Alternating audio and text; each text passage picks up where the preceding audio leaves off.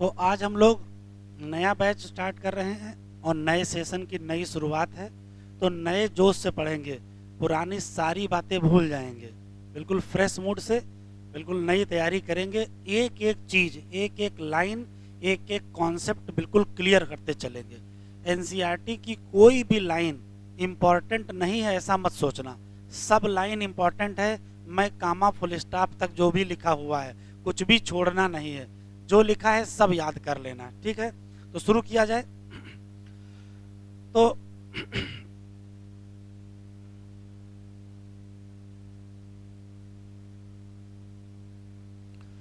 Unit 3 हम लोग पहले पढ़ेंगे और यूनिट 3 है cell structure and function.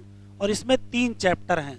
Chapter 8 cell the unit of life, chapter 9 biomolecule और chapter 10 cell cycle and cell division. इस बार इस यूनिट की स्थिति ये रही है कि 4 क्वेश्चन आए हैं सेल वाले से और 5 क्वेश्चन आए इससे और 1 क्वेश्चन इससे आया है, केवल 1 क्वेश्चन। मतलब स्थिति ये रही है वेटेज वाइज अगर हम बात करें तो 4 क्वेश्चन इस चैप्टर से, 5 इस चैप्टर से और 1 इस। तो वेटेज वाइज देखें तो कितने क्वेश्चन आ रहे हैं, 10 क्वेश्चन का वेटेज है। ये लगभग लगभग हर साल इस यूनिट से 10 से 11-12 क्वेश्चन आते हैं। इस बार 10 क्वेश्चन आए हैं, जो पहले चैप्टर से 4, इस बार भी 4 आए हैं, पिछली बार भी 4 ही क्वेश्चन आए थे। हाँ, बायोमॉलिक्यूल से पिछली बार 6 क्वेश्चन थे और सेल से पिछली बार सेल साइकिल से 3 क्वेश्चन थे। इस बार सेल साइकिल से थोड़े क्वेश्चन कम आए हैं। तो हम लोग पहले एनसीईआरटी में जो इंट्रोडक्शन दिया है, अभी क्या हुआ है इस यूनिट के इंट्रोडक्शन में जो ये दिया हुआ है, इंट्रोडक्शन ऑफ यूनिट यहाँ से यहाँ तक दिया है, इससे भी एग्जाम में क्वेश्चन आया है। तो पहले हम लोग इसको पढ़ लेते हैं। फिर ये जीएन रामचंद्रन का जो वर्क है, अब चूंकि एनसीईआरटी में इस बार दिया है, एक आया क्वेश्चन है फादर ऑफ इंडियन इकोलॉजी, तो वो एनसीईआरटी में जो बगल में साइंटिस्ट वाला पोर्शन दिया है वहां से आया है। तो 10 यूनिट है एनसीईआरटी में, तो 10 साइंटिस्ट दिए हुए हैं। आपको जितना साइंटिस्ट का लिखा हुआ है वो आपको याद रखना है। अब उनकी डेट ऑफ बर्थ नहीं पूछेगा, लेकिन कम से कम जो काम है वो तो पूछेगा ही, तो इनके बारे में भी थोड़ा सा पढ़ लेंगे। तो पहले कुछ बातें हम इस इंट्रोडक्शन के बारे में पढ़ लेते हैं, फिर इसको अंडरलाइन कर लेते हैं, उसके बाद हम साइंटिस्ट के बारे में पढ़ेंगे।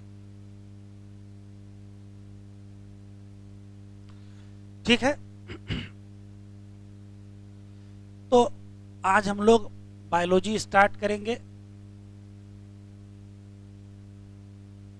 तो 2-3 तो पहले रटने वाले क्वेश्चन आप याद कर लीजिए, कि जैसे पहला सवाल है कि टर्म बायोलॉजी, मतलब ये हाई स्कूल स्तर का क्वेश्चन है।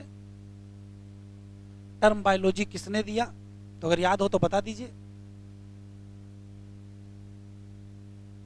नहीं याद है? अच्छा, कोई बात नहीं, याद हो जाएगा। ये लैमार्क का काम है। टर्म बायोलॉजी किसने दिया है? लैमार्क ने दिया है। फिर आएगा फादर ऑफ बायोलॉजी, ये तो पता होगा कौन है, एरिस्टो। ठीक है। फादर ऑफ जूलॉजी अगर पूछेगा तो भी इन्हीं का नाम दोगे।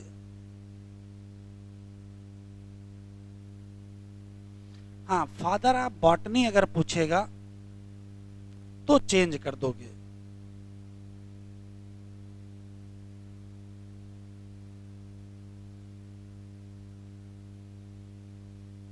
थियोफ्रास्टस। तो ये 4 नाम रटना है, जनरल इंफॉर्मेशन है, कि लिखना नहीं बेटा, बस सुनिए।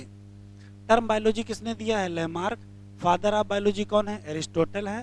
फादर ऑफ जूलॉजी कौन है? एरिस्टोटल है। और फादर ऑफ बॉटनी कौन है? थियोफ्रास्टस। बाकी बहुत सारे फादर हैं, वो टाइम टाइम पे जो चैप्टर पढ़ते चलेंगे वो हम लोग देखते चलेंगे। ठीक है।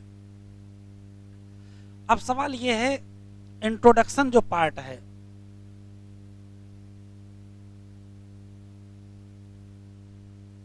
जो इंट्रोडक्शन पार्ट है, उस इंट्रोडक्शन पार्ट में क्या लिखा है पहले वो देखेंगे।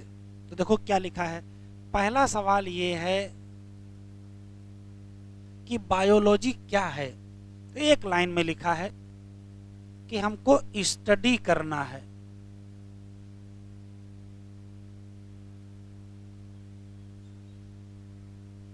Living organism. बायोलॉजी क्या है तो कहोगे स्टडी ऑफ लिविंग ऑर्गेनिज्म है। लिविंग ऑर्गेनिज्म की स्टडी को हम लोग क्या कहेंगे? बायोलॉजी कहेंगे। एक क्वेश्चन। लेकिन जब थोड़ा सा इसके अंदर जाएंगे, तब लिविंग ऑर्गेनिज्म की जब स्टडी करेंगे, थोड़ा सा डिटेल डिस्क्रिप्शन देखेंगे, तब आपको क्या पता चलेगा? तो तब पता चलेगा लिविंग ऑर्गेनिज्म की फॉर्म और लिविंग ऑर्गेनिज्म के अपीयरेंस में बहुत सारी वेरिएशन है। चाहे इनका फॉर्म देखो और चाहे इनका अपीयरेंस देखो, हमको क्या देखने को मिलेगा? वेरिएशन। वेरिएशन क्या होता है? तो अलग अलग ऑर्गेनिज्म में थोड़े थोड़े अंतर होते हैं। डिटेल में हम लोग इवोल्यूशन चैप्टर में इसके बारे में ढंग से पढ़ेंगे। फिर सवाल यह है कि जब सब अलग ही अलग हैं, तो फिर आई सेल थ्योरी। एनसीईआरटी के इसी इंट्रोडक्शन वाले पार्ट में लिखा है कि सेल थ्योरी कहती है, अभी बेटा कुछ पढ़ो नहीं, अभी पढ़ने का टाइम देंगे, आप आराम से पढ़िएगा, ठीक है? पहले देखिए, सेल थ्योरी कहती है कि भले ही बहुत सारी वेरिएशन हैं, फॉर्म में वेरिएशन है, अपीयरेंस में वेरिएशन है, लेकिन फिर भी बहुत सारी यूनाइटेशन या यूनिटी भी है। एक बहुत कॉमन बात है, क्या? सभी living organism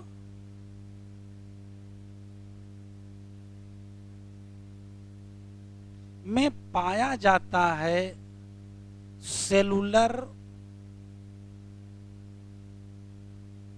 organisation. Cellular organisation का पाया जाना ये कॉमन बात है, भले ही अलग बात है कि बहुत सारे फॉर्म और अपीयरेंस में क्या है? वेरिएशन है, एक बात। अब ये सेलुलर ऑर्गेनाइजेशन क्या है? तो लिविंग की जब हम बात करते हैं, लिविंग कैरेक्टर की जब हम बात करते हैं, तो तीन बातें पढ़ाई जाती हैं। लिविंग की पहली जो पहचान है वो सेलुलर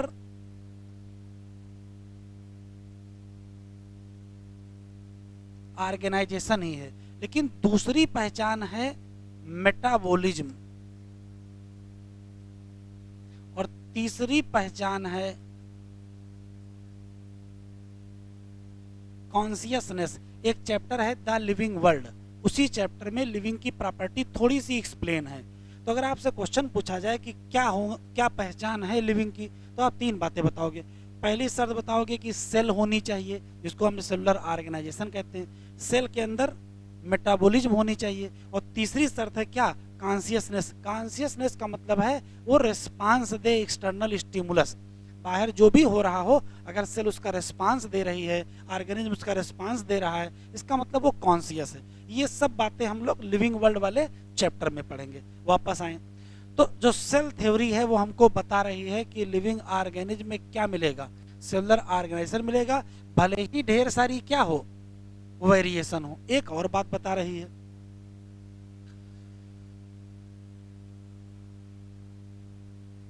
सेल थ्योरी ही बता रही है कि जो लिविंग ऑर्गेनिज्म हैं,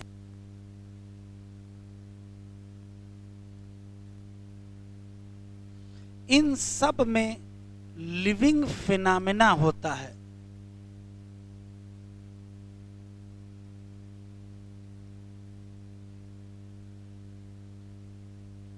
भले ही बहुत सारी वेरिएशन है, एनसीईआरटी वाले उसी इंट्रोडक्शन में ये बात लिखा है। चूंकि इंट्रोडक्शन से एक सवाल उससे आ चुका है, तो उसमें दो सवाल और बनते हैं, वो भी आपको दिख जाएंगे। लिविंग ऑर्गेनिज्म में लिविंग फिनोमेना होता है, और किस फॉर्म में लिविंग फिनोमेना मिलेगा? तो दो फॉर्म एनसीईआरटी में लिखी हैं, या तो कोई ना कोई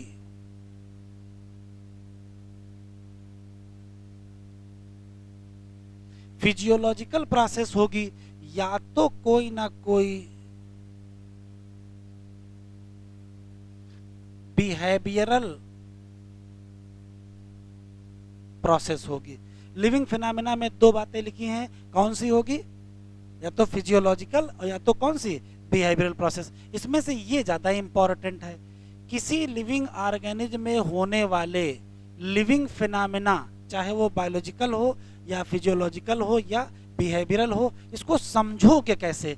तो इसी समझने से इस बार नीट 2025 में क्वेश्चन आया है। इसको कैसे समझोगे कि हो रहा है? किसी लिविंग फिनोमेना को कैसे समझोगे? तो साइंटिस्ट ने दो तरीके निकाले हैं। अब देखो कौन सा दो तरीका निकाला है। एक तरीका निकाला है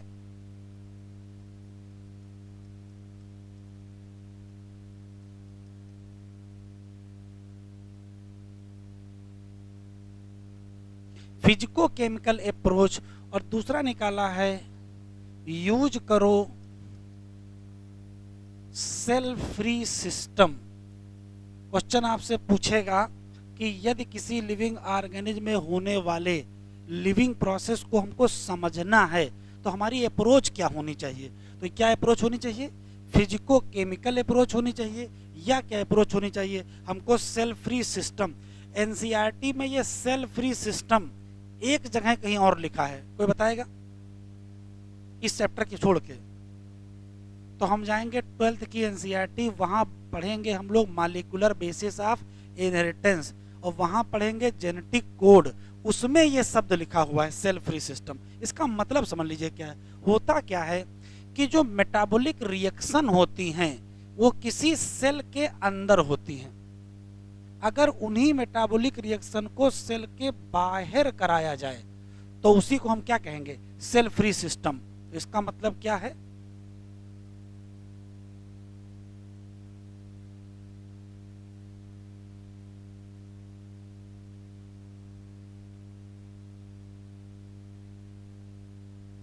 अगर मेटाबॉलिक रिएक्शन को सेल के बाहर कराया जाएगा तो फिर हमको समझने में थोड़ी सी क्या, क्योंकि शरीर के अंदर जाके हम थोड़े देख सकते हैं कि क्या हो रहा है। अगर वही रिएक्शन बाहर हो जाए तो हमको थोड़ा समझना आसान हो जाएगा।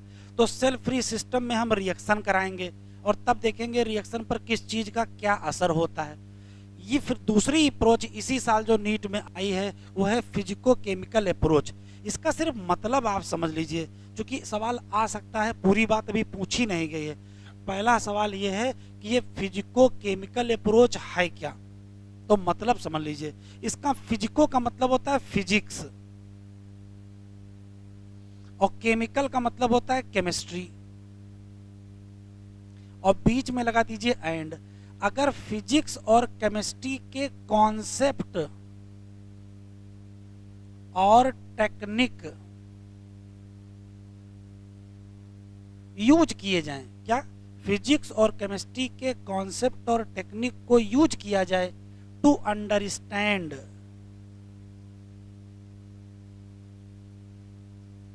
बायोलॉजी या लिविंग। अगर हम बायोलॉजी को समझने के लिए फिजिक्स और केमिस्ट्री के कॉन्सेप्ट और टेक्निक को यूज कर लें तो उसी को क्या कहोगे, फिजिको केमिकल अप्रोच।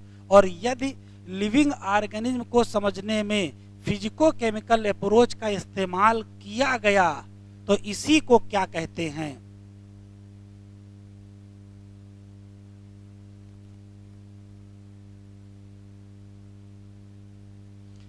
इसी को कहते हैं रिडक्शनिस्ट बायोलॉजी। और यही इसी बार नीट 2025 में आया है। क्वेश्चन पूछा था कि रिडक्शनिस्ट बायोलॉजी में क्या होता है, तो उसमें लिखा था कि बायोलॉजी या लिविंग ऑर्गेनिज्म को समझने की कौन सी अप्रोच, फिजिको केमिकल अप्रोच। अच्छा, इसका नाम रिडक्शनिस्ट बायोलॉजी क्यों है, तो रिडक्शन शब्द का मतलब क्या होता है, रिडक्शन शब्द का मतलब होता है रिड्यूस करना, तोड़ना। तो होता क्या है कि जो कॉम्प्लेक्स मॉलिक्यूल हैं, कॉम्प्लेक्स मॉलिक्यूल को तोड़ दीजिए, किसमें, सिंपल मॉलिक्यूल में, और फिर मॉलिक्यूलर लेवल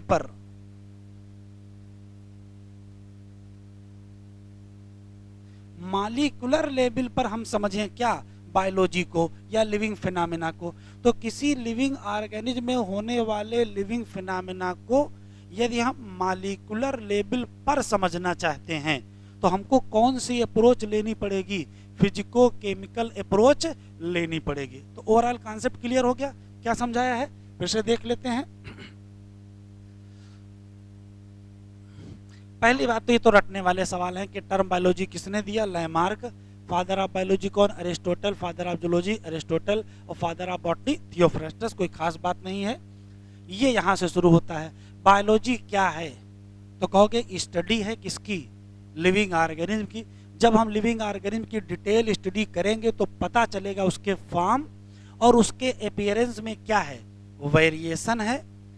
सेल थ्योरी कहती है कि भले ही बहुत सारी वेरिएशन हैं लेकिन फिर भी बहुत सारी एक कॉमन बात भी है, क्या, लिविंग ऑर्गेनिज्म में पाया जाता है सेलुलर ऑर्गेनाइजेशन। अब ये सेलुलर ऑर्गेनाइजेशन का मतलब सेल का पाया जाना। लिविंग की 3 पहचान है। पहली पहचान सेलुलर ऑर्गेनाइजेशन, दूसरी पहचान मेटाबॉलिज्म और तीसरी पहचान कॉन्शियसनेस है। ये पैराग्राफ जो है बहुत इंपॉर्टेंट है। सेल थ्योरी कहती है कि लिविंग ऑर्गेनिज्म क्या होता है, लिविंग फिनोमेना होता है। लिविंग फिनोमेना कौन से, तो या तो फिजियोलॉजिकल या तो कौन से behavioural process. In living phenomena को यदि हम समझना चाहते हैं तो क्या करना चाहिए, तो हमारे पास 2 अप्रोच हैं। क्या, एक तो फिजिको केमिकल और दूसरी कौन सी है, cell free system. Cell free system का मतलब है कि उन्हीं मेटाबॉलिक रिएक्शन को हम क्या कराएं, आउटसाइड सेल कराएं और अब उनको हम समझें।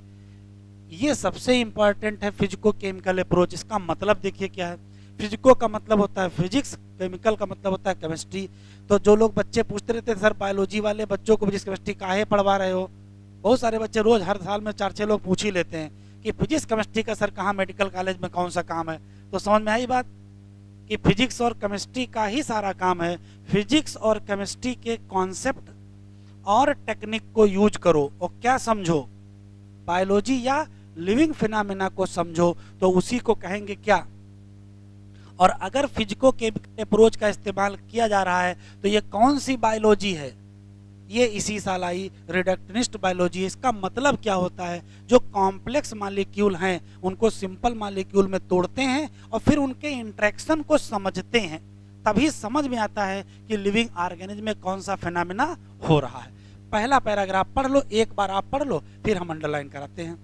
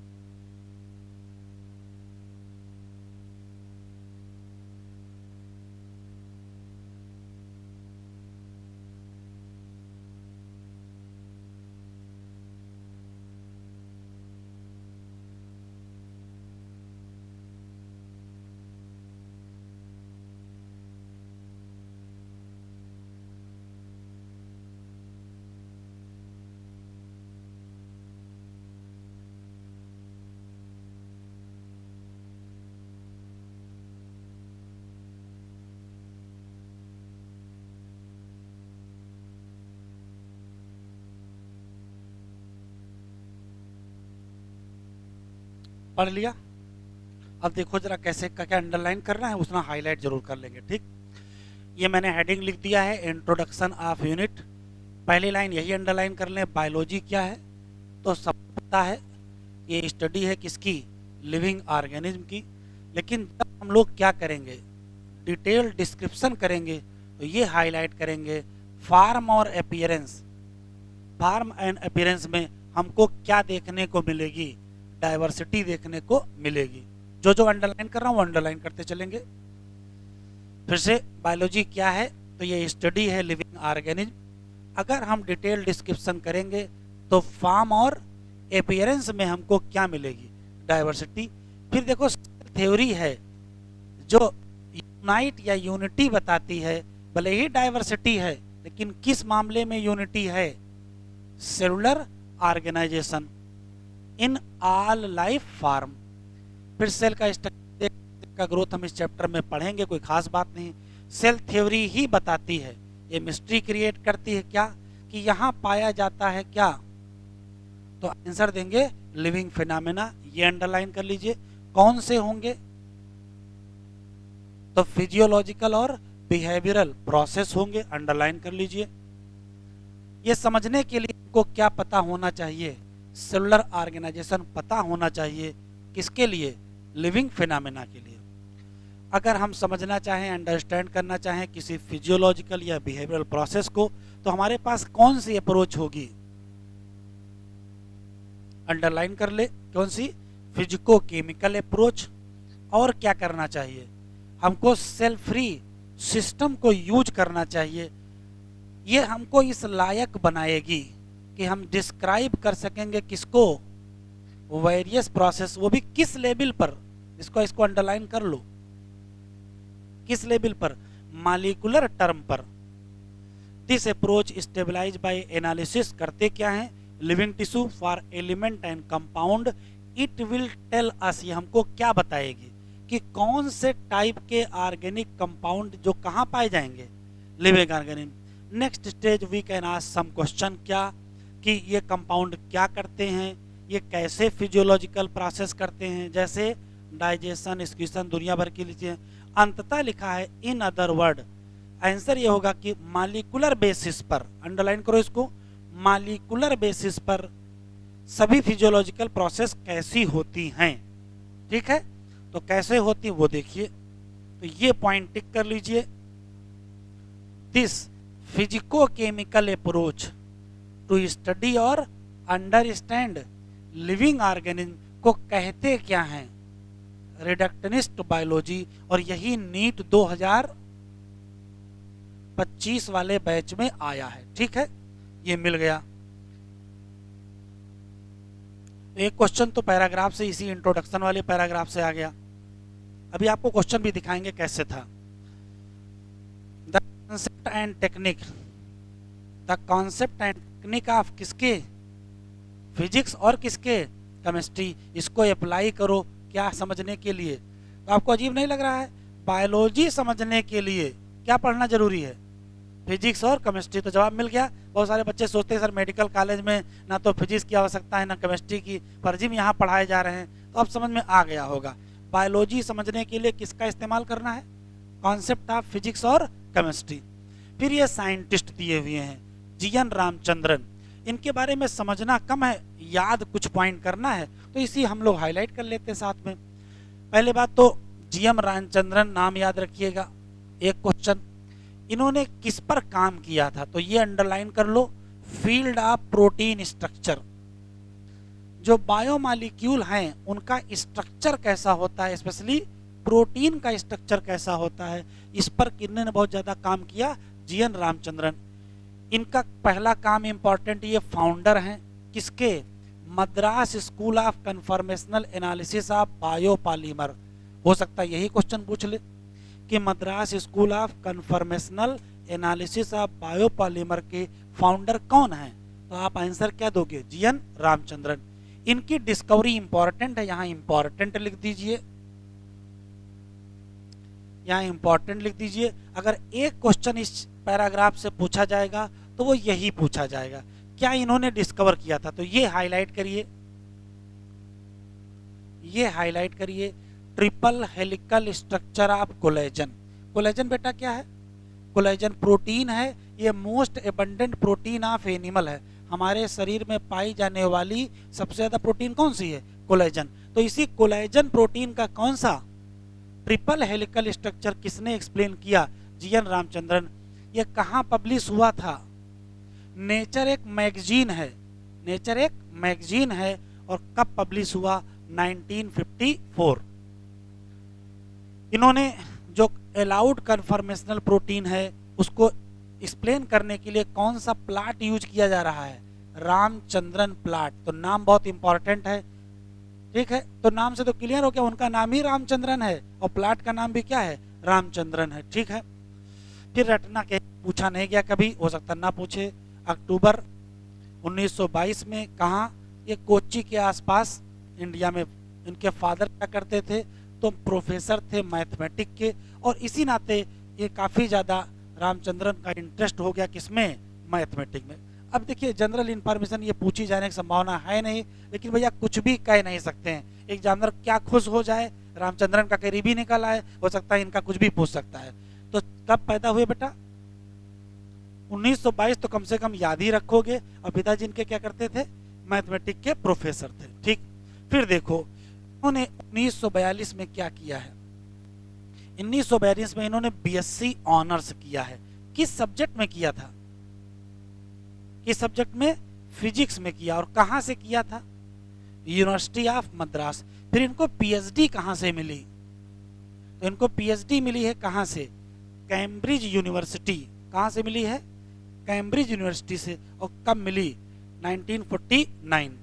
फिर वहां इनकी मुलाकात किससे हुई, लाइनस पॉलिंग, ये नाम याद रखिएगा, इनका भी इंपॉर्टेंट है। Was deeply influenced by his, इनका देखिए लाइनस पॉलिंग का भी काम है बेटा, इन्होंने दो काम किए। देखिए अल्फा एलिक्स और बीटा प्लेटेड स्ट्रक्चर, ये टिक कर लीजिए, इंपॉर्टेंट है, ये इनका वर्क है बेटा, लाइनस पॉलिंग का। ठीक है, और फिर ये बेचारे पास हो गए कब, 78 ईयर की एज में, 2001 में। तो अगर क्वेश्चन देखें तो 3 क्वेश्चन है जो आपको याद रखने हैं। पहला सवाल है, इनका फील्ड क्या है, प्रोटीन का स्ट्रक्चर है। इन्होंने डिस्कवर क्या किया, हेलिकल स्ट्रक्चर किसका, triple helical structure of collagen protein. क्या इस्तेमाल करना है, रामचंद्रन प्लाट का। ठीक है, ये कब पैदा हुए सब बहुत खास नहीं है, फिर भी इन्होंने पीएचडी कहां से किया, कैम्ब्रिज यूनिवर्सिटी से। वहां मुलाकात किससे हुई, और उन्होंने क्या दिया था, अल्फा हेलिक्स और बीटा प्लेटेड शीट। याद होगा तो अल्फा हेलिक्स और beta pleated sheet secondary structure of protein है, प्रोटीन के स्ट्रक्चर में हम लोग पढ़ेंगे। तो इस क्वेश्चन हो सकता है इस पैराग्राफ से कुछ सवाल आ जाए। तो ये तो इंट्रोडक्शन वाला पार्ट हम लोगों ने कंप्लीट कर लिया। यहाँ कौन कौन से सवाल है बेटा, तो यहाँ यही 2 सवाल है। एक सवाल ये है कि लिविंग फिनोमेना को समझना है तो 2 अप्रोच रखेंगे, एक क्वेश्चन, और दूसरा फिजिको केमिकल अप्रोच है क्या। तो अगर फिजिको केमिकल अप्रोच का यूज करोगे तो क्या कहोगे, रिडक्शनिस्ट बायोलॉजी। और ये है क्या, तो कहोगे फिजिक्स और केमिस्ट्री का कॉन्सेप्ट यूज करना है, किसको समझने में, बायोलॉजी को समझने में। ठीक है, तो ये इंट्रोडक्शन वाला पार्ट कंप्लीट हो गया। अब हम लोग चैप्टर पढ़ लेते हैं। यूनिट 3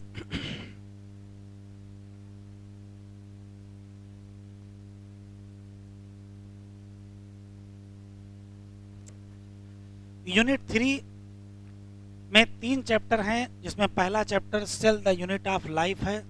कोई भी पेपर आप देख लीजिए, मिनिमम 4 क्वेश्चन चैप्टर से आ ही रहे हैं।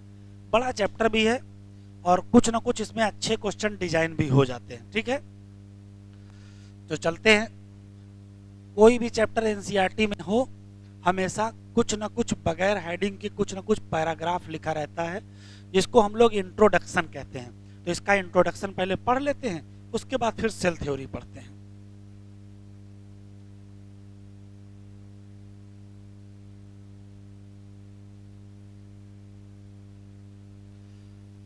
ये जो मैं लिख रहा हूं इसका पीडीएफ भी आपको व्हाट्सएप पे भेज दूंगा। ठीक है, तो हम लोग सेल चैप्टर का इंट्रोडक्शन पढ़ेंगे।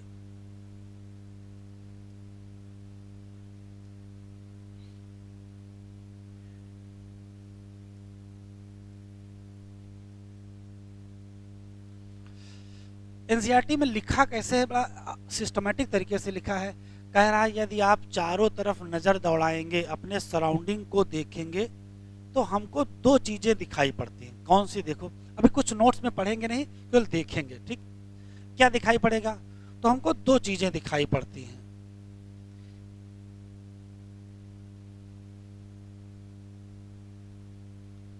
एक नॉन लिविंग और दूसरा लिविंग। नॉन लिविंग को कहते हैं इनएनिमेट, और इसको कहते हैं एनिमेट। तो हो सकता है लिविंग नॉन लिविंग की जगह ये शब्द लिखा मिल जाए तो आप कंफ्यूज हो जाओ। इनएनिमेट का मतलब होता है निर्जीव और एनिमेट का मतलब होता है सजीव, ठीक है।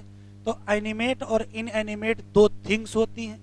पहला सवाल तो मन में आना चाहिए कि आखिर कौन सी ऐसी चीज है या क्या है जो लिविंग के पास पाया जाता है, और ऐसी वही कौन सी चीज है जो नॉन लिविंग के पास नहीं पाया जाता है। तो आंसर मिलता है प्रेजेंस ऑफ सेल। सेल का पाया जाना लिविंग की पहचान है। नॉन लिविंग में फिर क्या हो जाएगी? एब्सेंस ऑफ सेल, मतलब ऐसी कोई भी चीज जिसमें सेल एब्सेंट है। अगर सेल एब्सेंट है तो फिर वो कंफर्म है कि वो क्या होगी? Non living. जैसे ये देखो, ये प्लास्टिक है, क्या इसमें सेल है? इसमें सेल नहीं है, तो ये क्या है? ये नॉन लिविंग है। लेकिन इसको देखो जरा, ये वुड का डस्टर है, इसमें बताओ सेल है कि नहीं? बस सेल तो है। अगर ये प्लांट का पार्ट है तो इसमें सेल तो रही होंगी, कि सेल गायब हो गई है? तो प्लांट वुड, तो इसमें सेल नहीं रही होंगी? बिल्कुल सेल रही होंगी, सेल तो होंगी। अभी इसके काटा जाए, सेक्शन काटा जाए, इसमें सेल आपको मिलेंगी, मरी हुई मिलेंगी, अलग बात है। तो सेल तो है, लेकिन फिर भी ये नॉन लिविंग है। तो इसमें क्या अंतर है? इसमें सेल नहीं है, ये नॉन लिविंग कन्फर्म। ये सेल है लेकिन ये भी नॉन लिविंग है। क्यों? क्योंकि लिविंग की तीन प्रॉपर्टी हैं। लिविंग की कितनी प्रॉपर्टी हैं? लिविंग की तीन प्रॉपर्टी हैं। कौन कौन सी? पहली प्रॉपर्टी तो सेल ही है, ये उसी में फेल हो गया, इसमें सेल ही नहीं, तो हम आगे बात ही नहीं करेंगे। दूसरी प्रॉपर्टी है मेटाबॉलिज्म। दूसरी प्रॉपर्टी है मेटाबॉलिज्म, और तीसरी प्रॉपर्टी है कॉन्शियसनेस। क्या बताओ, इसमें जो सेल है उसमें कोई मेटाबॉलिज्म हो रही होगी? नहीं। अब मेटाबॉलिज्म नहीं है तो ये भी क्या हो गई? Non living. तो ये तो तीन बातें हैं कि लिविंग की तीन पहचान है। अगर किसी में सेल नहीं है तो फिर वो तुरंत क्या हो जाएगा? Non living. हाँ, सेल होने के बाद देखेंगे क्या कि भाई सेल है, चलो वेरी गुड, फिर क्या है? मेटाबॉलिज्म हो रही है कि नहीं हो रही है, या कॉन्शियसनेस है कि नहीं है? है तो लिविंग, नहीं है तो नॉन लिविंग। वापस आ जाते हैं। इसका मतलब ये है कि सभी लिविंग में हमको क्या मिलेगी? सेल मिलेगी, और इसी को कहते हैं सेलुलर ऑर्गेनाइजेशन। एक क्वेश्चन तो ये हो गया। इसका मतलब ऐसी कोई भी चीज, ये एनसीईआरटी की लाइन है और इंपॉर्टेंट है, anything less than complete cell. अगर किसी में कंप्लीट सेल से भी कुछ कम है तो क्या नहीं होगा? नॉट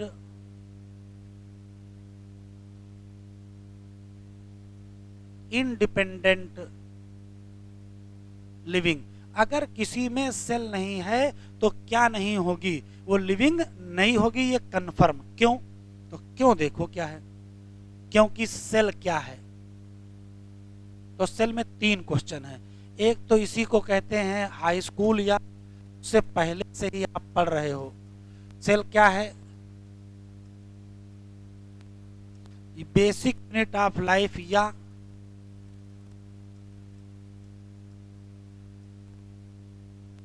फंडामेंटल स्ट्रक्चरल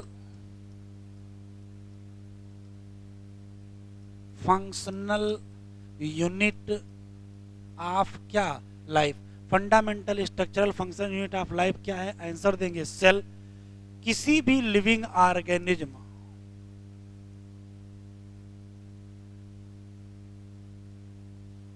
में सेल जरूर होगी। अगर सेल नहीं है तो वो लिविंग नहीं है। लेकिन सेल कितनी होंगी? तो देखो, हो सकता है कि उसमें क्या हो? सिंगल सेल हो, और हो सकता क्या हो? मेनी सेल हो। अगर सिंगल सेल होगी और मेनी सेल होगी तो क्या कहोगे? सिंगल सेल वाले को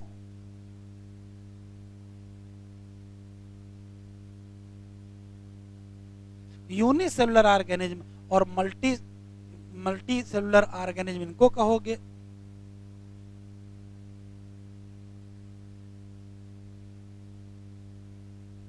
बस आप जरा समझ लीजिए, जैसे हम लोग मल्टी सेलुलर है कि यूनिसेलुलर?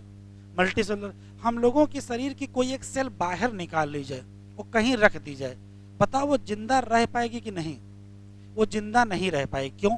हमारे शरीर की जितनी सेल हैं वो अकेली अकेली जिंदा नहीं रह सकती, सब मिल के ही जिंदा रह सकती हैं। लेकिन जिसके पास केवल एक ही सेल है वो तो जिंदा है। तो यूनिसेलुलर और मल्टी सेलुलर में मेन अंतर, ये मेन अंतर नहीं है कि एक सेल है कि मेनी सेल है। मेन अंतर समझिए, यूनिसेलुलर ऑर्गेनिज्म में सिंगल सेल का इंडिपेंडेंट एग्जिस्टेंस है, अकेली सेल अलग जिंदा रह सकती है। किसकी? यूनिसेल। हमारी अकेली सेल जिंदा नहीं रहेगी, वो सब लोग मिल के रह रहे हैं, क्योंकि यहां एक ही सेल जो ये सिंगल सेल है यही ऑल फंक्शन परफॉर्म, डाइजेशन हो, रेस्पिरेशन हो, सर्कुलेशन हो, एक्सक्रीशन हो, रिप्रोडक्शन हो, दुनिया के जितने काम हैं वो कौन करेगा? यही सिंगल सेल करेगी। अच्छा, हमारे यहाँ क्या है? हमारे यहाँ डिवीजन ऑफ लेबर है। किडनी की सेल का काम कुछ और है, लिवर की सेल का काम कुछ और है, हार्ट की सेल का काम कुछ और है, ब्रेन की सेल का काम कुछ और है। ब्रेन की सेल अगर अलग रखो तो भी मर जाएगी, किडनी की अलग रखो वो भी मर जाएगी। तो हमारे यहाँ सेल का इंडिपेंडेंट एग्जिस्टेंस नहीं है, क्योंकि हमारे यहाँ क्या है? डिवीजन ऑफ लेबर है।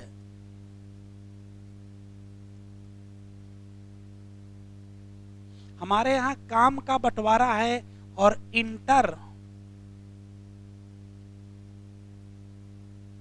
डिपेंडेंसी है। हमारे यहाँ इंटर डिपेंडेंसी है, जबकि इनके यहाँ इंडिपेंडेंट है। तो जो सबसे इंपॉर्टेंट बात निकल के आई है कि किसी भी लिविंग ऑर्गेनिज्म में सेल तो पाई ही जाएगी। कितनी होंगी? या तो एक होगी या तो एक से ज्यादा होगी। एक होगी तो क्या कहोगे? यूनिसेलुलर, और ज्यादा होंगी तो मल्टी सेलुलर। मेन फर्क ये नहीं है, मेन फर्क उसके बाद है। जो सिंगल सेलुलर वाले होते हैं उसकी अकेली सेल का क्या संभव है? इंडिपेंडेंट एग्जिस्टेंस संभव है, और सभी फंक्शन ये क्या करेगी? परफॉर्म कर लेगी। जबकि हमारे यहाँ काम का बंटवारा है, कोई कुछ करेगा, कोई कुछ करेगा, कोई कुछ करेगा, और हमारे यहाँ सभी सेल आपस पर क्या है? इंटर डिपेंडेंट है। तो ये मेन अंतर है। ठीक, आगे बढ़ते हैं।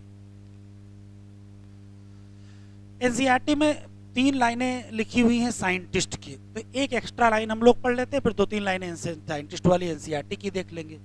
जैसे एनसीईआरटी में नहीं लिखा लेकिन 2 क्वेश्चन हमको पता होने चाहिए। एक है रॉबर्ट हुक। रॉबर्ट हुक से जुड़े 2 क्वेश्चन है जो हमको याद रखना चाहिए। क्वेश्चन पूछा जाएगा टर्म सेल किसने दिया? तो रॉबर्ट हुक ने ही दिया। और दूसरा डिस्कवर सेल, सेल की खोज किसने की? तो भी आंसर क्या देंगे हम? Robert Hooke. कब खोजा था बेटा? सन 1665 में खोजा था। कहां मिल गई थी? बाजार में। कैसे खोज लिया था? तो देखो इन्होंने किया क्या था। तो इन्होंने वास्तव में थिन सेक्शन काटे थे। किसके? बॉटल कार के। और फिर माइक्रोस्कोप से देखा था। माइक्रोस्कोप कहां मिली थी इनको? माइक्रोस्कोप कहीं नहीं मिली थी, बेचारे खुद ही बनाए थे, अपनी बनाई हुई माइक्रोस्कोप थी, ओन डिस्कवर माइक्रोस्कोप। तो जब माइक्रोस्कोप से देखा तो इनको ये दिखाई पड़ा था, इस टाइप का स्पेस, इस टाइप के स्पेस दिखाई पड़े थे। इन स्पेस को इन्होंने सेलुली कहा था। क्या कहा था? सेलुली। और बाद में यही शब्द कौन से दे दिया? सेल दे दिया। ठीक है, कब का काम है बेटा ये? 1665। तो इनके बारे में केवल 2 क्वेश्चन याद रखेंगे। टर्म सेल किसका दिया हुआ है? आंसर देंगे रॉबर्ट हुक। डिस्कवर किसने किया, तो भी आंसर क्या देंगे, रॉबर्ट हुक। कब किया, 1665। हाई स्कूल या उससे पहले से आपको पता है, इसमें कोई नई बात नहीं है। यहाँ 2 क्वेश्चन लिखे हुए हैं।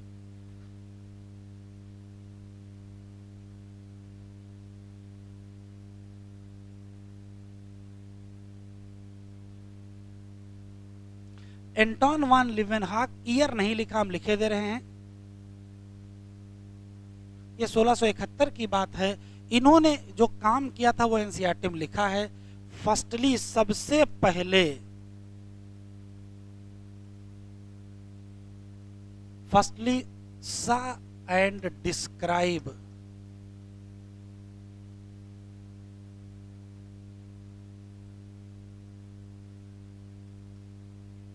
ये शब्द आपके बहुत काम का है। जीवित सेल को सबसे पहले किसने देखा, किसने डिस्क्राइब किया, तो आप ये नाम नहीं दोगे। क्यों, इन्होंने जो देखा था वो डेड सेल देखी थी। कौन सी सेल देखी थी, डेड सेल। तो जीवित सेल देखने का श्रेय किस साइंटिस्ट को जाता है, तो आंसर देंगे एंटोन वान लिवेनहाक। सन 1671 की बात है। क्या देखा था, तो वास्तव में तालाब का पानी, जो पॉन्ड वाटर था, उसमें अमीबा मिल गया होगा इनको देखते हुए, तो वो थोड़ा सा मूव कर रहा होगा। तो जीवित सेल को देखने का श्रेय किस साइंटिस्ट को जाता है, तो आंसर क्या देंगे, एंटोन वान लिवेनहाक। तीसरा साइंटिस्ट जो एनसीईआरटी में लिखा है वो रॉबर्ट ब्राउन लिखे हैं।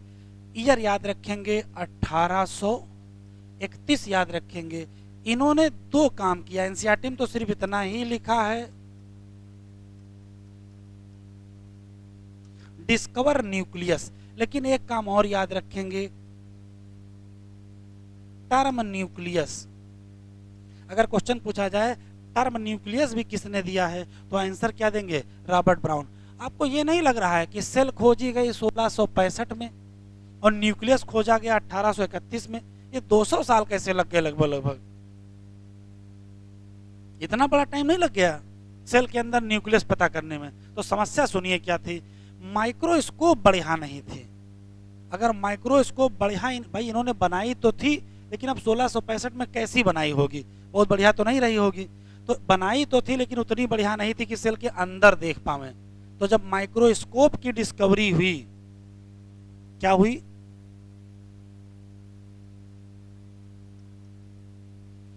माइक्रोस्कोप की डिस्कवरी, इन्वेंशन हुआ, और फिर ये एडवांस हुआ, और एडवांस होके क्या बन गया,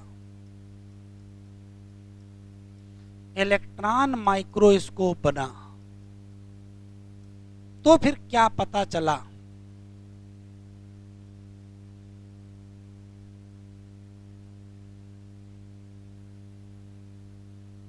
तो क्वेश्चन आपसे ये पूछेगा, स्ट्रक्चरल डिटेल ऑफ सेल कब पता चला, तो कहोगे जब क्या बन गया, इलेक्ट्रॉन माइक्रोस्कोप। तो यही एक सवाल पूछा जाता है, इलेक्ट्रॉन माइक्रोस्कोप की खोज के बाद कौन सा सेल ऑर्गेनेल पता चला। तो इलेक्ट्रॉन माइक्रोस्कोप से तो छोटी चीज देख लोगे, तो आंसर था राइबोसोम। ये आया हुआ सवाल है, कौन सा सेल ऑर्गेनेल है जिसकी जानकारी कब हुई, इलेक्ट्रॉन माइक्रोस्कोप के बाद हुई, तो आंसर क्या दोगे, राइबोसोम। क्यों, सबसे छोटा यही तो है, क्योंकि ये क्या है,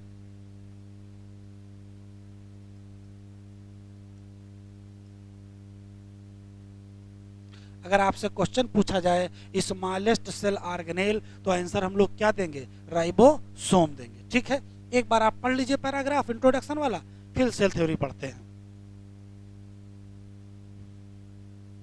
जो एक्स्ट्रा पॉइंट मैं इसमें आपको बता रहा हूं, इसका मैं पीडीएफ आपको दे दूंगा, ठीक है, उसको आप लिख लीजिएगा।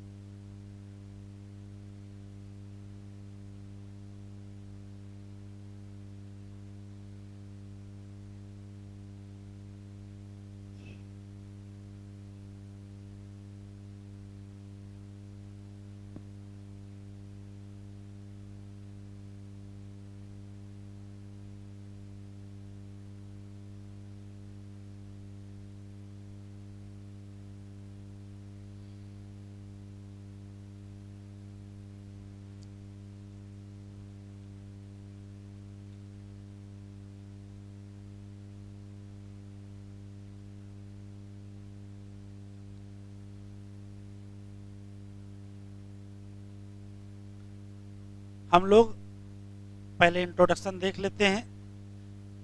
वैसे तो कहा जाता है कि इंट्रोडक्शन से सवाल नहीं आता है, इस बार इंट्रोडक्शन के पहले जो इंट्रोडक्शन दिया था वहां से पूछ लिया है, तो कहीं से भी कुछ भी पूछ सकता है।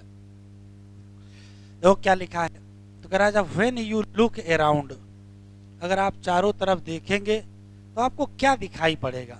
तो कह रहा है लिविंग भी दिखाई पड़ेगा और नॉन लिविंग भी दिखाई पड़ेगा। सही बात है।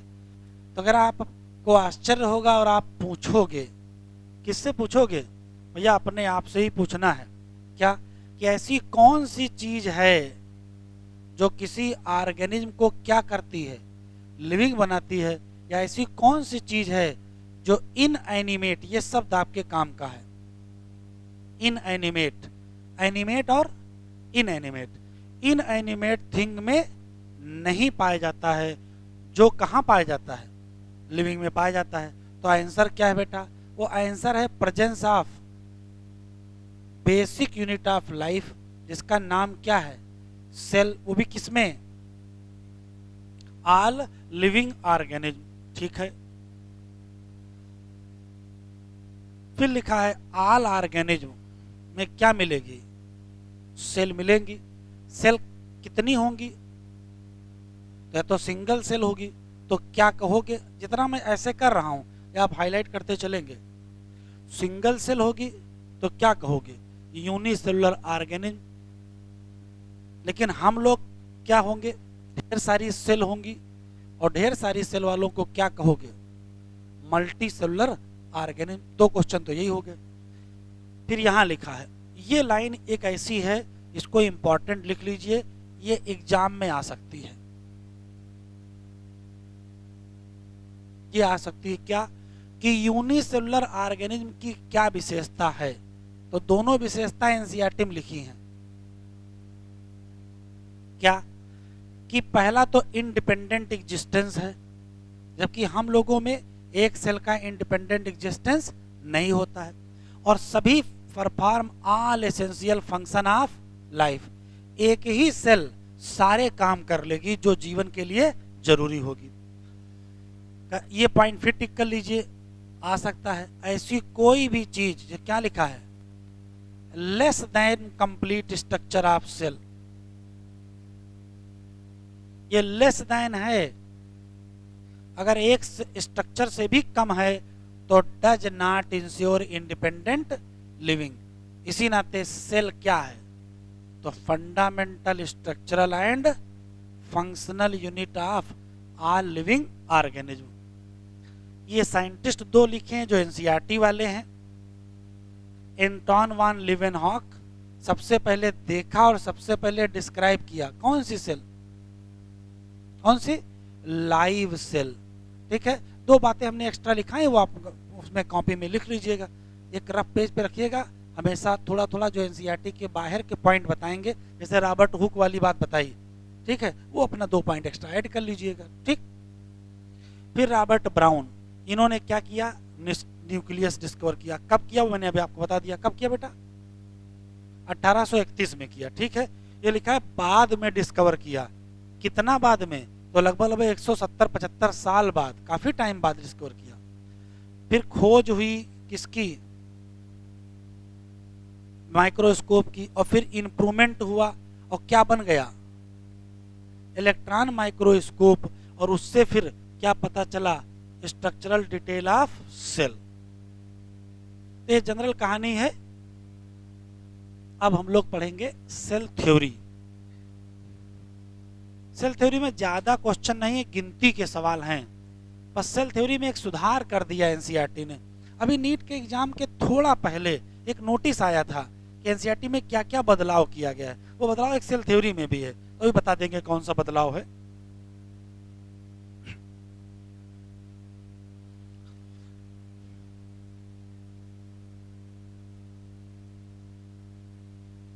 पहला सवाल ये है, सेल थ्योरी में जो रटने वाले सवाल, अगर क्वेश्चन आएगा सेल थ्योरी की हाइपोथेसिस,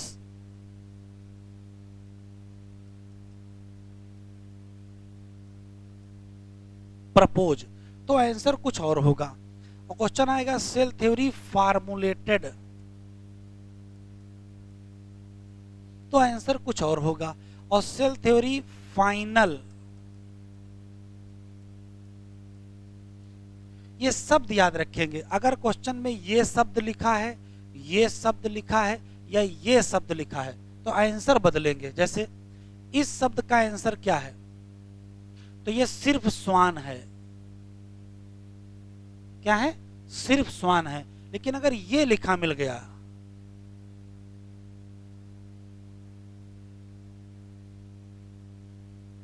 तो स्लाइडेन एंड स्वान, और अगर ये मिल गया तो क्या हो जाएगा? तो रुडोल्फ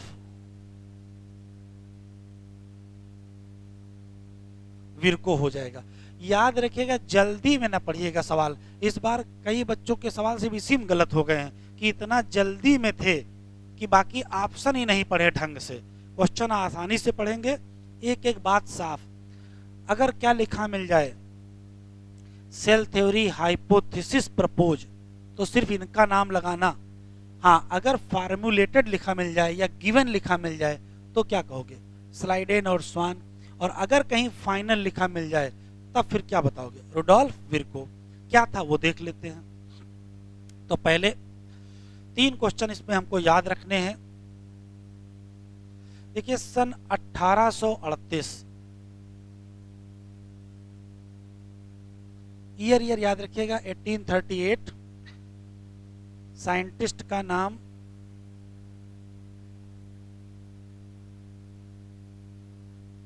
मैथियास स्लाइडेन। कौन थे? जर्मन। अभी कुछ बुकलेट में ना पढ़े, पहले देख लें फिर सारी बातें अंडरलाइन करेंगे। ईयर 1838 है। साइंटिस्ट मैथियास स्लाइडेन है। कौन थे? German botanist. बोटेनिस्ट है तो किसकी स्टडी करेंगे? तो सीधी सी बात है भाई, स्टडी करेंगे प्लांट्स की। तो जब प्लांट्स की स्टडी किया तो इन्होंने क्या बताया? बताया क्या था? तो इन्होंने बताया था कि जो प्लांट की बॉडी है, प्लांट की बॉडी में बहुत सारी सेल पाई जाती हैं और उसी से बनता है क्या? टिश्यू बनता है। प्लांट बॉडी में सेल्स होती हैं और सेल से ही क्या बनाती हैं? प्लांट का टिश्यू बनाता है। एनसीईआरटी में ऐसे लिखा है कि लगभग उसी समय, तो उसी समय का मतलब है 1839। साइंटिस्ट बदल गए।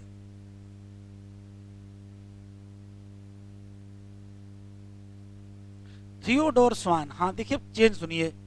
पहले यहां लिखा था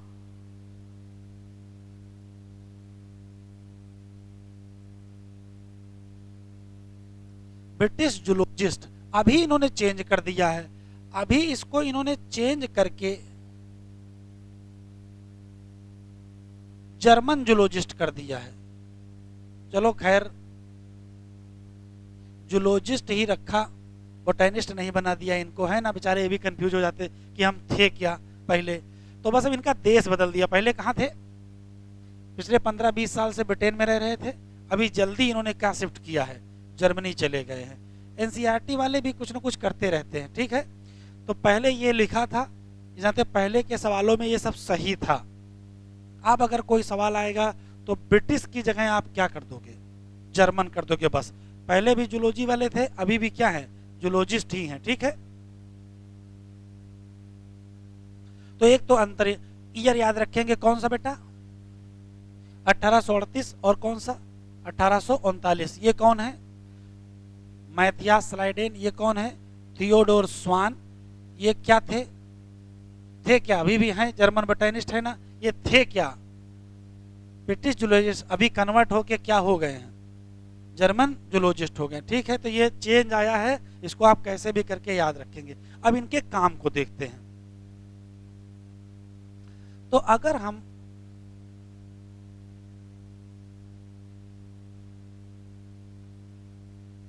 थियोडोर स्वान के काम को देखेंगे तो सिर्फ 2 लाइनों का काम आप याद रखोगे। पहला सवाल यह है कि भाई देखो, जूलॉजिस्ट हैं तो किसकी स्टडी करेंगे? तो ये एनिमल सेल की स्टडी करेंगे।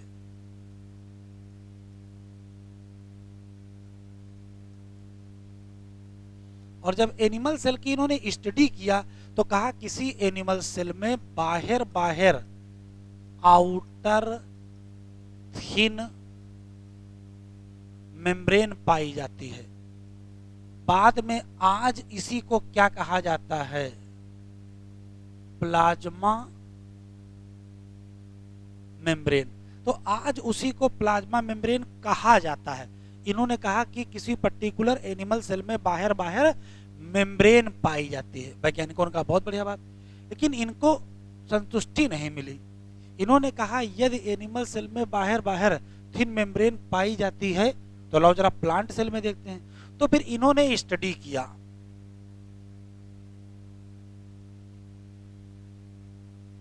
प्लांट्स की, और जब प्लांट्स की स्टडी की तो बहुत इंपॉर्टेंट बात बताई कि जो प्लांट सेल होती है उसमें बाहर ये नहीं होती है। इन्होंने बताया कि सेल वाल पाई जाती है, और सेल वाल का पाया जाना यूनिक कैरेक्टर है प्लांट सेल का। ये सवाल आपके बहुत काम का है। Presence of cell wall is unique character of plant cell, ये किसका काम है? तो आंसर क्या देंगे? थियोडोर स्वान का काम है। तो देखो पहले एनिमल की स्टडी की, फिर प्लांट की स्टडी की, फिर इन्होंने ही तीसरा काम किया।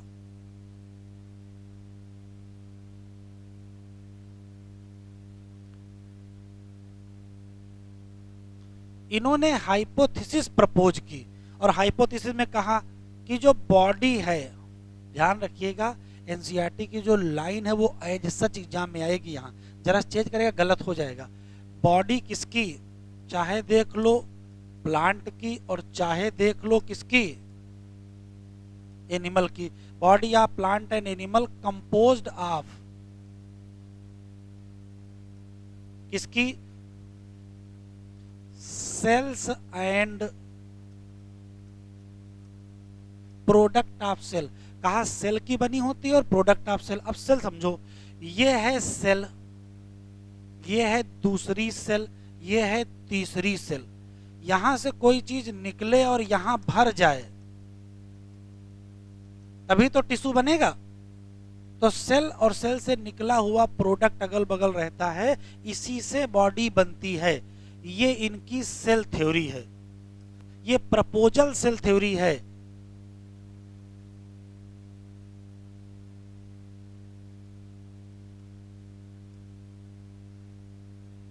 अगर क्वेश्चन पूछेगा सेल थ्योरी को प्रपोज किसने किया तो क्या कहोगे? थियोडोर स्वान ने। और प्रपोजल में कहे क्या थे? बॉडी किसकी? प्लांट की और एनिमल की। किसकी बनी है? सेल की। और किसकी बनी है? प्रोडक्ट ऑफ सेल की। बात खत्म हो गई। अब ये पूरी दुनिया में बात पहुंची तो किसको पता चला? तो पता चला इनको, मैथियास स्लाइडेन को। कहा हम भी थोड़ा बहुत काम किए हैं। तो दोनों लोग मिल गए, दोनों लोग मिल गए टुगेदर। जो एनसीईआरटी में लिखा वही याद रखिएगा। दोनों लोग एक साथ आ गए। कौन? स्लाइडेन और स्वान। सब क्वेश्चन ही क्वेश्चन है। दोनों लोग एक साथ आ गए और क्या किए? Formulate cell theory. ये भी क्वेश्चन याद रखेंगे। सेल थ्योरी को फार्मूलेट जब पूछागा तो कहोगे एक साथ। कौन लोगों ने? स्लाइडेन और स्वान। अब ये पूरी दुनिया में इनकी सेल थ्योरी की चर्चा होने लगी। तो भाई हर वैज्ञानिक के कुछ ना कुछ विरोधी लोग होते हैं, वो इनसे सवाल पूछने लगे। क्या? दो सवाल इनसे पूछे गए। पहला सवाल कह रहे आप बताओ कि कह रहे हो कि शरीर सेल का बना होता है, प्रोडक्ट ऑफ सेल का बना होता है, ये बताओ वायरस में तो सेल नहीं है, फिर भी कहा जाता है कि ये लिविंग होता है, इसके बारे में क्या है? तो सबसे बढ़िया जवाब क्या है? ये एक्सेप्शन है।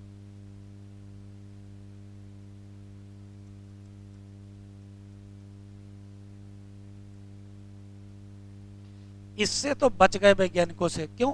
भाई हर थ्योरी का कुछ ना कुछ एक्सेप्शन होता है, दुनिया में इतनी कम स्ट्रीम थ्योरी है और एक्सेप्शन का फिर एक्सेप्शन, एक्सेप्शन का एक्सेप्शन। तो लोगों ने कहा हाँ भाई मान लेते हैं आपकी थ्योरी में भी एक एक्सेप्शन है। क्या? तो वायरस हो चाहे वायरॉइड हो और चाहे क्या हो प्रियॉन, कोई भी किसका पालन नहीं करेगा, सेल थ्योरी का पालन नहीं करेगा। तो ये भी आया हुआ सवाल है, कौन लोग सेल थ्योरी नहीं मानते हैं? तो कहोगे वायरस, वायरॉइड और प्रियॉन सेल थ्योरी को नहीं मानते हैं। एक सवाल इनसे और पूछ लिया गया, क्या? अच्छा ये कहा, ये जो सेल सेल तुम बता रहे हो, बार बार बोल रहे हो, ये आई कहां से? सेल कैसे बनती है? How cell form? तो इसका जवाब नहीं था। तो ये क्वेश्चन आपसे पूछेगा, स्लाइडेन एंड स्वान के पास किस सवाल का जवाब नहीं था? तो कहोगे हाउ न्यू सेल फॉर्म। इसका जवाब स्लाइडेन एंड स्वान के पास नहीं था। ये एग्जाम में सवाल आ सकता है। तो सवाल देखें,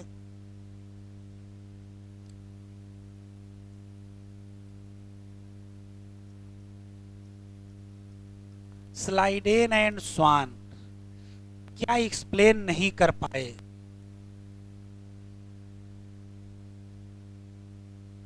बताओ क्या एक्सप्लेन नहीं कर पाए? तो आप कहोगे हाउ न्यू सेल फॉर्म। भाई बुरा तो बहुत लगा है, बता नहीं पाए, कहीं ठीक है, बट थोड़ी बहुत बेइज्जती भी हुई होगी, लेकिन काम चलता रहा। ये किस साल की थ्योरी की बात है? 1838 से 1839 के आसपास है। तो लगभग लगभग 15 साल बाद, 15 साल बाद कौन सा साल आ जाएगा? 1855 आ गया। और 1855 में साइंटिस्ट आए जिनका नाम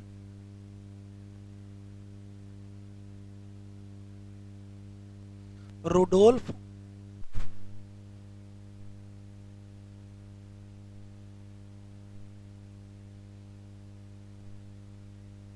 कौन आए? रुडोल्फ विर्को आए। इन्होंने दो बातें बताई हैं, इनके बारे में खूब सवाल पूछा जाता है। क्या क्या बताया जरा देखिए। तो पहली बात तो ये बताए कि सेल डिवाइड करती है। इतने क्वेश्चन पूछेगा आपसे, सेल डिवाइड करती है, ये बात दुनिया को किसने बताया? रुडोल्फ विर्की। लोगों ने कहा जरा डिटेल में बताओ। तो कहा देखिए, अगर मान लेते कोई एक सेल है तो ये डिवाइड करके दो सेल में कन्वर्ट हो जाएगी, फिर ये सेल फिर डिवाइड करके ये दो सेल में कन्वर्ट हो जाएगी। तो पहला सवाल ये है कि नई सेल कहां से बनती है? तो इसने दूसरी बात बताई, एक्सप्लेन कर दिए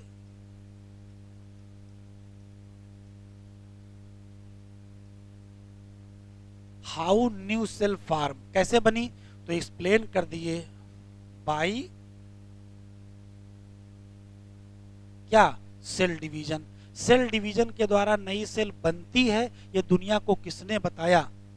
कहा रुडोल्फ विर्को ने बताया। कहा इसका क्या मतलब है? तो इसमें जो बात बताई गई वो समझ लीजिए। ऑल न्यू सेल, नई सेल कहां से बनती है? तो नई सेल पुरानी सेल से बनती है।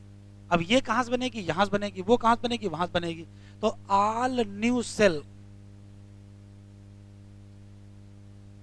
arise from pre existing cell. इसके उन्होंने फ्रेज यूज किया था, ओमनिस सेलुला ई। ये भी खूब सवाल आता है, ओमनिस सेलुला ई सेलुला किसने कहा? तो आंसर क्या देंगे? रुडोल्फ विर्कू। ये जो नई सेल बनती है पुरानी सेल से, इसको कहा जाता है सेल लिनिएज। ये एनसीईआरटी में दिया नहीं है, सेल लिनिएज या लॉ ऑफ लिनिएज। तो भी सवाल आएगा, सेल लिनिएज या लॉ ऑफ लिनिएज किस वैज्ञानिक ने बताया? तो फिर तुरंत आंसर हम लोग क्या देंगे? रुडोल्फ विर्कू। तो ये सेल लिनिएज भी एक शब्द काम का है, अभी ऐड कर लीजिएगा, अभी ऐड करने टाइम देंगे। फिर तीसरी बात, इन्होंने ही मॉडिफाई कर दिया इसको, सेल थ्योरी को, और क्या दे दिया? Final shape. जो फाइनल सेल थ्योरी है उसको जानते हो क्या कहते हैं?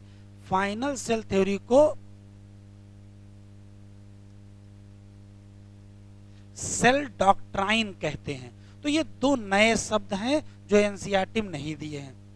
सेल थ्योरी को फाइनल शेप किसने दिया? रुडोल्फ विर्को ने दिया। क्या कहा था? सेल डॉक्ट्राइन कहा था। सेल कैसे बनती है? तो कहा सेल लिनिएज है। इसमें क्या है? तो न्यू सेल बनती है कहां से? Pre existing cell. अब हमको ये समझना है कि फाइनली क्या हुआ। तो जरा देखो फाइनली क्या हुआ। सेल डॉक्ट्राइन ये वंशावली है, कोशिका वंशावली।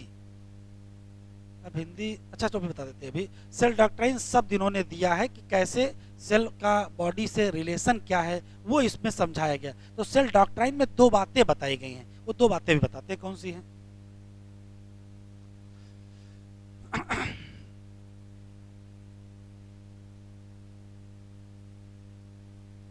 अगर आपसे क्वेश्चन पूछा जाए कि फाइनल शेप में क्या कहा गया, या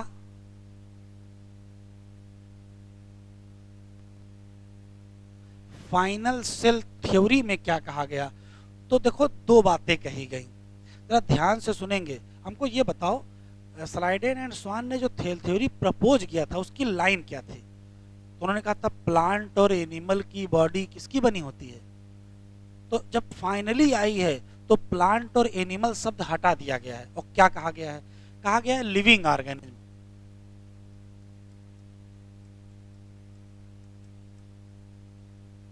जल्दी ना पढ़िएगा। ऑल लिविंग ऑर्गेनिज्म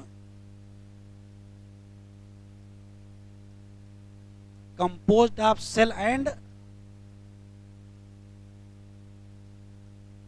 क्या? Product of cell. तो वहां क्या कहा था उन्होंने? पहले प्लांट और एनिमल कहा था, इन्होंने क्या कर दिया?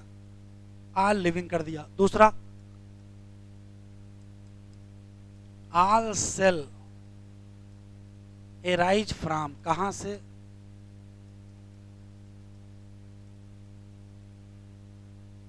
Pre existing cell. तो ये नई लाइन जोड़ दी गई। ये तो पुरानी ही लाइन है ना, बस क्या सब था वहां? प्लांट और एनिमल था, इन्होंने क्या कर दिया?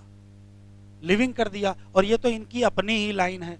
तो जब फाइनल सेल थ्योरी दी गई, उसी फाइनल सेल थ्योरी के लिए जो शब्द यूज किया गया उसको सेल डॉक्ट्राइन कहते हैं। शब्द है, उसके टर्म दिया हुआ है। सेल डॉक्ट्राइन शब्द किसका दिया हुआ है? तो आंसर देंगे रुडोल्फ विर्को का दिया है। रुडोल्फ विर्को के काम न भूलिएगा, बड़े इंपॉर्टेंट काम है। पहला सवाल, सेल डिवाइड होती है, ये दुनिया को किसने बताया?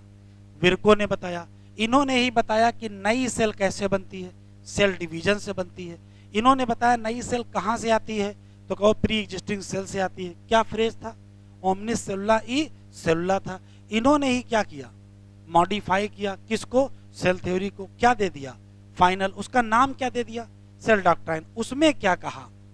तो उसमें दो बातें। एक तो पुरानी बात वही है, लिविंग ऑर्गेनिज्म किसका बना होता है? सेल का। या किसका? प्रोडक्ट ऑफ सेल का। एक लाइन जोड़ दी, कौन सी? All living cell arise from, कहां से? तो आंसर देंगे प्री एग्जिस्टिंग सेल। तो एक अच्छा क्वेश्चन जरा देखिए, जैसे ये सेल है, ये कहां से बनी होगी? तो कहोगे पहले से मौजूद सेल से बनी होगी। ये कहां से बनी होगी? तो पहले से मौजूद सेल से बनी होगी। तो कहा पहली सेल कहां से आई? तो कहा पहली सेल अगर जानना चाहे तो चले जाओ रूस, और वहां मिलेंगे कौन? एआईओपेरिन। उनसे पूछाना पहली सेल कैसे बनी, क्योंकि पहली सेल ओरिजिन ऑफ लाइफ का पार्ट है। एक बार पहली बन गई तो फिर दूसरी बन जाएगी, तीसरी बन जाएगी, चौथी बन जाएगी। तो पहली सेल कैसे बनी ये रुडोल्फ विर्को ने नहीं बताया है। गलती मत करिएगा, जल्दी मत रहिएगा। फर्स्ट सेल कैसे बनी ये रुडोल्फ विर्को ने एक्सप्लेन नहीं किया। ये किसने किया? एआईओपेरिन ने एक्सप्लेन किया। किसमें? ओरिजिन ऑफ लाइफ में। वो ओरिजिन ऑफ लाइफ इवोल्यूशन का पार्ट। हाँ, पहली बन गई तो दूसरी कैसे बनेगी? तो दूसरी कैसे बनेगी? देखो, ये पहली सेल है, अब दूसरी बन जाएगी, कोई दिक्कत नहीं। फिर डिवाइड कर जाएगी, फिर दो बन जाएगी, कोई दिक्कत नहीं। फिर डिवाइड कर जाएगी, फिर दो बन जाएगी, कोई दिक्कत नहीं। ठीक है, तो डिवीजन ऐसे होता रहेगा। ठीक है, तो पहली सेल कैसे बनी, दूसरी सेल कैसे बनी, तीसरी सेल में, बेटा वही बैठ जाओ वहां। फर्स्ट सेल कैसे बनी ये कौन बताएगा? ये ओपेरिन बताएंगे। लेकिन दूसरी कैसे बनी? ये रुडॉल्फ विर्कू बताएंगे। तो जल्दी ना रहना, गड़बड़ मत करना। 3 साइंटिस्ट के नाम बताओ कौन कौन यहाँ पढ़ाए गए। एक हैं कौन से, मैथियास स्लाइडेन, और एक कौन से हैं, थियोडोर स्वान, और एक कौन से हैं, रुडॉल्फ विर्कू। तीनों के ईयर बता दो। एक है 1831, सॉरी 1839, 38 है ना, 1838 है, फिर एक 1839 है। तो 38 में कौन है, स्लाइडेन। 39 में थियोडोर स्वान। पहले क्या थे, अब क्या हो गए, पहले ब्रिटिश जूलॉजिस्ट थे, अभी नाम बदल दिया गया। क्या कर दिया गया है, जर्मन कर दिया गया है। पता नहीं भगवान जिंदा होंगे तो बहुत कंफ्यूज हो रहे होंगे कि हम वास्तव में हैं क्या। ठीक है, जरा एक बार पढ़ लीजिए, फिर हम अंडरलाइन कराते हैं।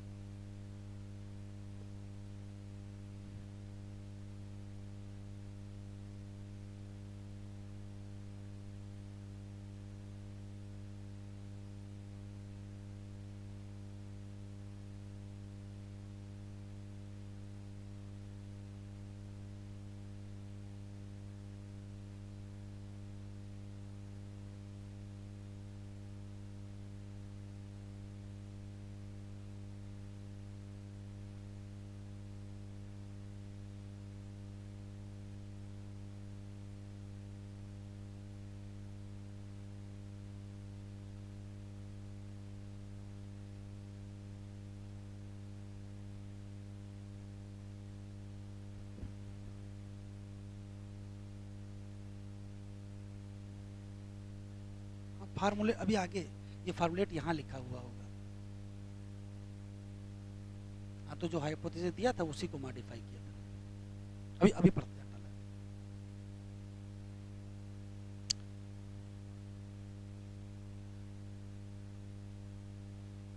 देखें बेटा, इसमें देखें, देखो क्या कॉन्सेप्ट है। पहले तो ईयर याद रखेंगे, कौन सा, 1838। साइंटिस्ट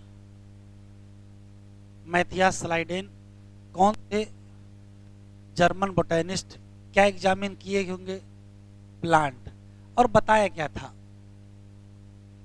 तो बताया था कि सभी प्लांट किसके बने हैं, डिफरेंट काइंड ऑफ सेल, और उसी से क्या बनता है, प्लांट का टिश्यू बनता है। बात खत्म हो गई।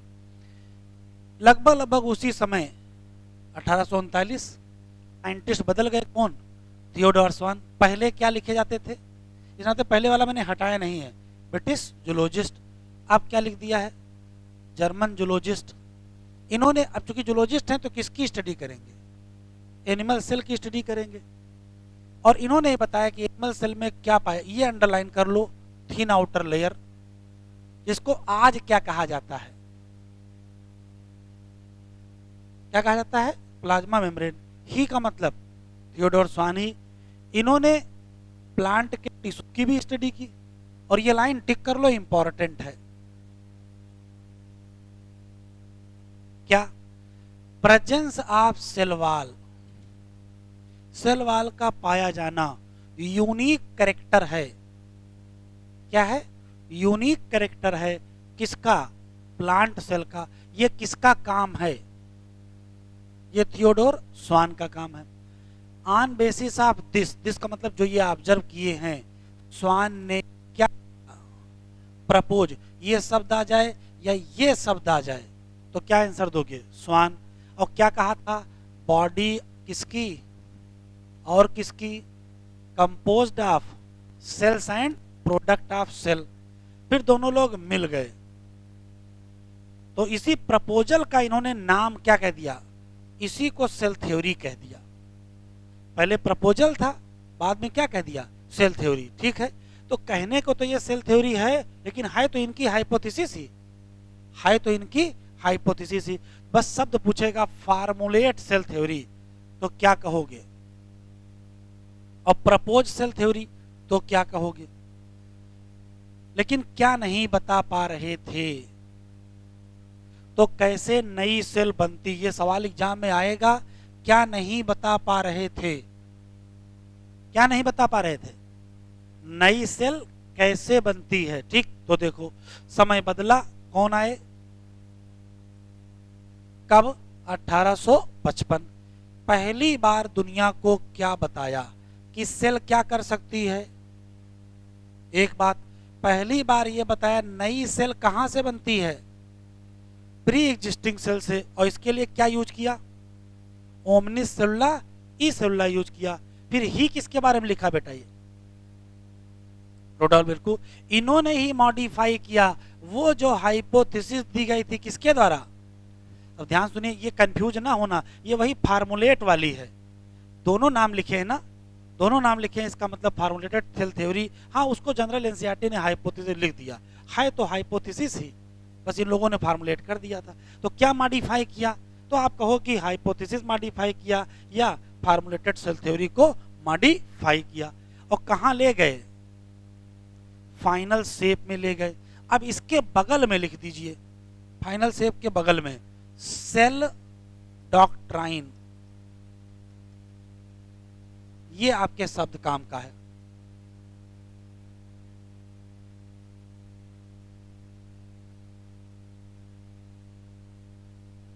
और यहां एक शब्द लिख दीजिए इस जगह, ऐसे करके, सेल लिनिएज। इसको कोशिका वंशावली कहते हैं। तो दो शब्द आपके नए मिल गए जो एनसीईआरटी में नहीं लिखे हैं, सेल लिनिएज और सेल डॉक्ट्राइन। ये दोनों काम किसके हैं? रुडोल्फ विर्को के। कह रहा आज जो सेल थ्योरी है, आज तो आज तो फाइनल वाली होगी। तो देखो देखो ये चेंज कर दिया, यहां क्या लिखा बेटा, और यहां देखो क्या लिखा था। अंतर समझ में आया है? यहां क्या लिखा था? प्लांट एंड एनिमल लिखा था, और यहां क्या लिखा है? तो जल्दी में ना रहना, क्वेश्चन तो कैसे पूछेगा, लिखा होगा स्टेटमेंट, इसमें से फाइनल सेल थ्योरी के हिसाब से क्या सही है। तो फाइनल सेल थ्योरी के हिसाब से ये बात सही है, ये बात सही नहीं है, ये बात नहीं, क्या बात सही है? आल लिविंग। तो जरा चेंज है, फार्मूलेटेड या हाइपोथेसिस में कौन सा शब्द था? कौन सा था? Plant and animal. लेकिन यहां कौन सा शब्द है? आल लिविंग। बाकी आगे सही है, कंपोज्ड ऑफ सेल एंड, उसमें कोई दिक्कत नहीं। हाँ, ये लाइन जोड़ दी। सभी सेल कहां से आती हैं? प्री एग्जिस्टिंग सेल, पहले से मौजूद सेल। कौन एक्सेप्शन है? मैंने नोट करके लिख दिया है। कौन एक्सेप्शन है? कौन एक्सेप्शन है? तो वायरस भी है, वायरॉइड भी है, प्रियॉन भी है। ये किसके एक्सेप्शन हैं? सेल थ्योरी के। जरा रिवाइज कर लो, बता दो फटाफट, जल्दी जल्दी हमको। पहला सवाल ये है,